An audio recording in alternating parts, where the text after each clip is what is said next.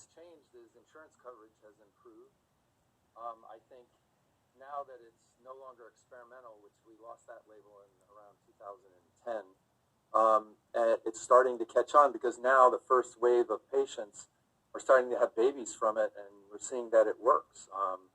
We had published an original paper way back in early 2000. It was written in 2005, finally got published in 2010, and we showed that we get the same baby rate with frozen eggs as fresh IVF. So it's now caught on as an option. I think the pandemic has made a big impact as well because people had a lot of free time on their hands working at home, and I think they kind of squeezed it in. So I think that had a factor. A lot of insurance coverage is taking place. So there's a number of factors, and I think it's just catching on because it's pretty clear as women delay their childbearing to older ages, they're going to have a harder time getting pregnant. So many women are doing this as a fertility preservation attempt to protect their family future. Yeah, that's kind of the interesting thing to me because we talk about millennials waiting longer and longer to get married. I'm sure the next generation is going to be a similar phenomenon playing out here, longer to have kids.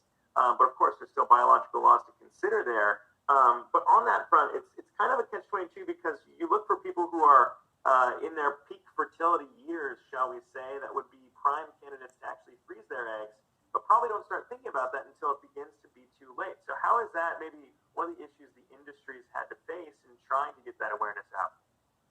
So when we first started doing this, the first 5 years of it, we had our first baby from it July 4th, 2005, having spent 4 years in a mouse lab doing it on mice to make sure we could do it. And we did a free clinical trial on IVF patients and showed you get a 57% baby rate in a group of women who were mean age 31, which is the same result you get from IVF. The initial patients who showed up were the older ones. So we just looked at a series of those patients, about 80 patients who had frozen eggs and then used them during 2005 to 2009. And about a third of them had babies, but that's the baby rate you'd expect from women who are mean age of 38 and a half. So female age is strictly the most important aspect to success. Younger is better. There's probably an age where it's too young to freeze eggs because you may never need them. But I think it's more important that women know about their options, learn the science, and then use that to make good decisions about how they live their reproductive lives because this system wasn't designed for today. This system was designed 2 million years ago when the average age at first birth was 13. You know, Homo sapiens had just taken over the earth. When I started in this field as a resident in 1984, the average age of first birth in the United States was 19. So it went up about 6 years in those 2 million years. Well, since then, last year in the United States, the average age of first birth was 26, which is another 7 years and 20 years.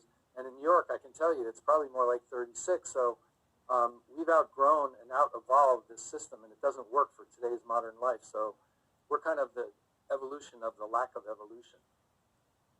Yeah, and obviously you put all those things together, not perhaps surprising to see that 41% jump in people taking you up on those services, but very interesting to see this all play out and that trend continue here. Dr. James Grifo, Program Director at NYU Langone Prelude Fertility Center. I appreciate you taking the time to join us. Very interesting stuff.